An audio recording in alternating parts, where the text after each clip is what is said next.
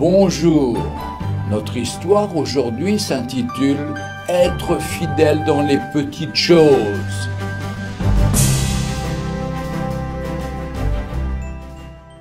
L'histoire que je vais vous conter se passe dans les temps reculés, à l'époque d'un des rois Olaf de Norvège. Nous sommes au début de l'été. Une jeune paysanne, Gunhild, travaillait au champ avec d'autres femmes, lorsque deux cavaliers surgirent dans un grand nuage de poussière. Quand ils eurent mis pied à terre, ils annoncèrent aux femmes qu'ils venaient de la part du roi pour leur faire une annonce importante. Notre bien-aimé roi Olaf veut marier son fils à une jeune fille du pays. Mais toutes les prétendantes issues des meilleures familles ont été rejetées à cause de leur frivolité. Il convie donc toutes celles qui se sentent dignes d'épouser son fils à venir au château dans 7 jours, exactement à 11 heures.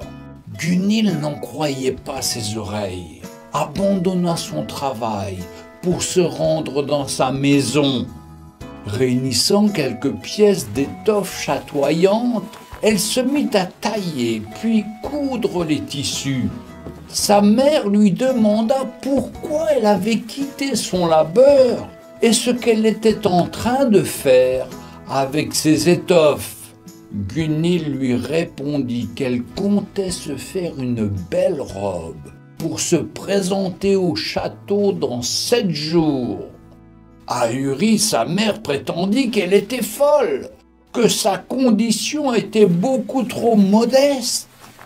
Comment pouvait-elle prétendre épouser le fils du roi Olaf et devenir reine, un rôle pour lequel elle n'avait aucune compétence et encore moins la stature? Mais rien n'y fit, la jeune fille, ferme dans sa décision, continua sa couture. Le 7e jour, elle était prête.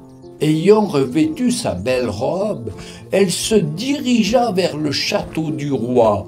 Alors qu'elle franchissait le pont-levis, elle fut très surprise de voir dans la cour du château une foule de jeunes filles, peut-être 1 millier, venues de tous les environs du pays pour répondre à l'invitation du roi. Les gardes demandèrent à toutes les jeunes filles de se mettre en rang, puis ils donnèrent à chacune une graine. Le roi avait donné l'ordre au chef des gardes de transmettre une requête aux jeunes femmes. « Jeunes filles, nous vous remettons une graine que nous vous demandons de considérer comme très précieuse. Vous en prendrez le plus grand soin. Plantez-la, arrosez-la, faites en sorte qu'il en sorte une très belle fleur. Celle qui aura obtenu la plus belle fleur sera considérée comme digne d'épouser le prince. Car si vous êtes capable de montrer votre ténacité, votre soin dans les petites choses, on vous en confiera des grandes. » Gunhild serra précieusement la graine dans sa main, se hâta de rentrer chez elle. Elle chercha un très beau pot, de la belle terre bien grasse pour y planter la graine. Les jours qui suivirent, elle veilla sur sa graine comme sur un trésor. Ayant posé le pot dans un endroit bien lumineux et suffisamment ensoleillé, elle l'arrosait régulièrement en prenant soin de ne pas la noyer. Puis elle attendit et elle guetta l'apparition d'une fleur. Le temps passait, mais rien ne sortait. Pas le moindre bourgeon, pas la moindre tige. Gunhild ne comprenait pas comment, avec tous les soins qu'elle prodiguait à sa plante, aucune fleur n'était apparue alors qu'elle était experte en culture en tout genre. Désespérée, Elle pleurait chaque fois que son regard croisait le pot vide. Quand arriva le moment où elle retourna au château, elle vit une foule de jeunes filles portant chacune un pot d'où émergeaient des fleurs magnifiques aux formes et aux coloris variés. Elle était la seule dont le pot fut vide. Le roi parut et donna un ordre au chef des gardes, qui le répercuta à tous les gardes. Ils renvoyèrent toutes les jeunes filles, sauf une, Gunhild. On l'amena devant le roi. Elle avait tellement peur qu'on la punisse d'être venue sans fleurs. Elle éprouvait une telle honte qu'elle tremblait et que le pot lui échappa et se brisa sur le sol.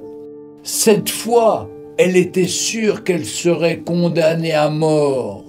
Elle se tenait à genoux devant le roi, n'osant le regarder.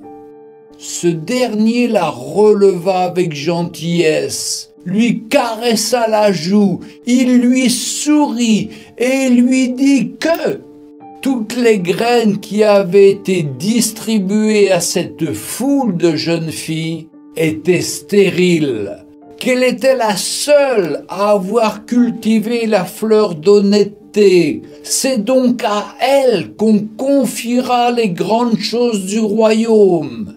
Et c'est elle qui épousera le prince. La parole de Dieu nous dit dans l'évangile de Luc au chapitre 16 et verset 10, « Celui qui est fidèle dans les moindres choses l'est aussi dans les grandes, mais celui qui est infidèle dans les moindres choses l'est aussi dans les grandes. On ne peut servir deux maîtres, le chemin est étroit. » Jésus a dit, « Je suis le chemin, la vérité et la vie.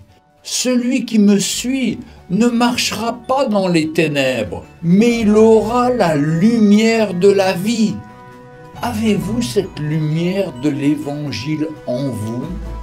Marchez-vous sur ce chemin étroit? Jésus vous y attend. Retrouvez Un jour une histoire sur www.365histoire.com.